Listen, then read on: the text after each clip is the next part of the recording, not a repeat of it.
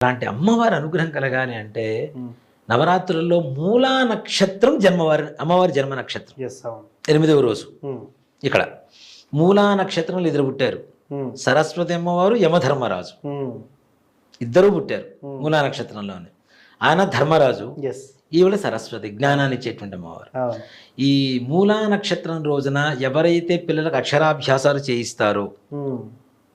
మీకు ఇంకా అవకాశం ఉంటే ఉమ్.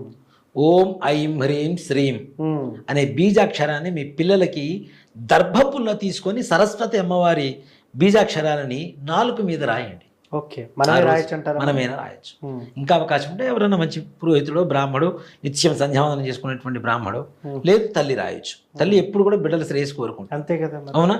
సంధ్యావార్చన, గంజీవార్చన తల్లే వార్చాలి అంతే వీళ్ళ కోసం. కాబట్టి తల్లి రాయవచ్చు. ఉమ్. ఈ మంత్రాన్ని రాసేయండి. అమ్మవారి దగ్గర కూర్చోబెట్టి కొత్త పలక